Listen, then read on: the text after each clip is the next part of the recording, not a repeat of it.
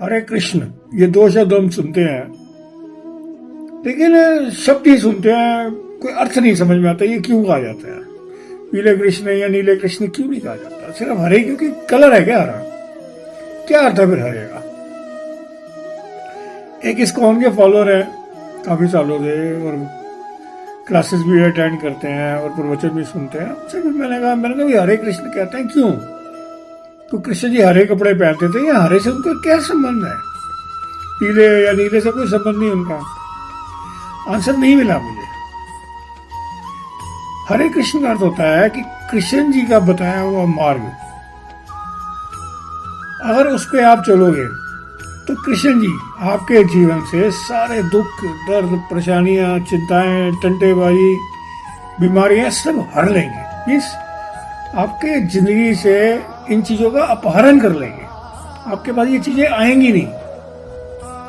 जी हाँ, इतना सिंपल अर्थ है इसका। और श्री कृष्ण जी ने कौन सा मार्ग बताया, कोई बहुत बड़े मार्ग नहीं बताया कि सुबह 5 बजे उठो, तल्ली बजाओ, भक्ति करो। सिंपली उन्होंने कहा, कोई व्रत उपवास कुछ नहीं कहा, उन्होंने सिंपली कहा है कि सिर्फ कर्म अपने अच्छे करें। और संसार में जितने भी धर्म हुए सब यही कहते हैं कि सारा जीवन का आपका आधार आपके कर्म है।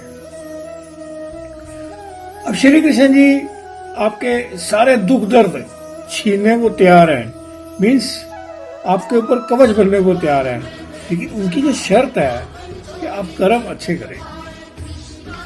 तो कर्म अच्छे इंसान को समझ नहीं आता कि बुरे कर्म क्या है। इंसान समझता है बुरे कर्म है कि जैसे चोरी कर ली, डकैती डाल ली, कहीं पे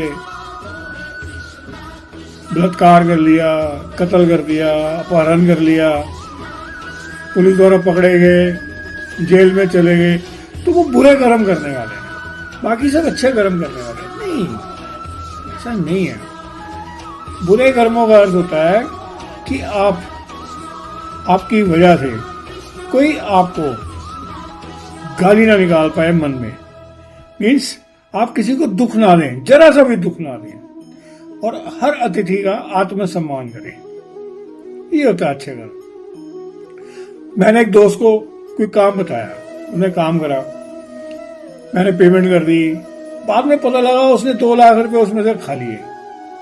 अब जैसे ही मुझे पता लगा उसने 2 लाख रुपए का कट रखा हुआ था, मेरे मन से क्या हुआ, गालियां निकली। अब उस व्यक्ति ने क्या करा, उसने कहा भी काम है, धंधा है, मौके पे चौका नहीं मारूंगा तो पैसे कैसे इकट्ठे करूंगा। लेकिन उसको क्या मिला, मेरे से गालियां मिली, बददुआएं मिली। ये बुरे कर्म।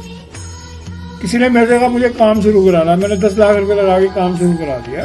अनएम्प्लॉय था, ठीक है, बच्चे थे, मेरे फैमिली की जानकारी था, बाद में पैसे खा गया।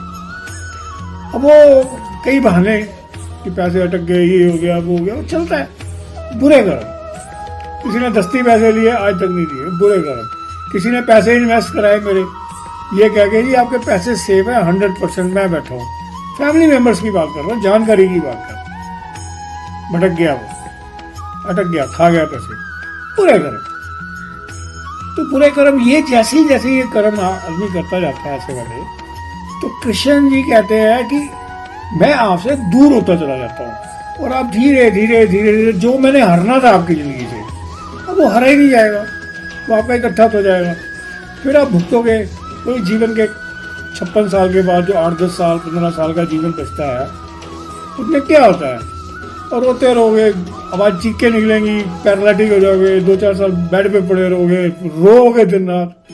बच्चे भी कहेंगे कब मरेगा बुढ़ा, तो जागरण कराएंगे। कोई आपकी तरफ ध्यान ही नहीं देगा, आप सिर्फ रोओगे, आपकी आंखों से सिर्फ आंसू निकलेंगे। और देखता हूँ मैं अपने आसपास 5-5 साल 6-6 साल से रोते हुए गए हैं, कुछ आज भी बिस्तर पे पड़े, और कोई तैयारी में है, क्योंकि इनको लोगों को मैं जानता हूँ। तो कृष्ण जी कहते हैं सिर्फ कर्म मैं हर लूंगा, हर दुख, दर्द, तकलीफ, बीमारी हर लूंगा, दूसरा कोई रास्ता नहीं है आपके पास। हरे कृष्ण हरे कृष्ण हरे कृष्ण।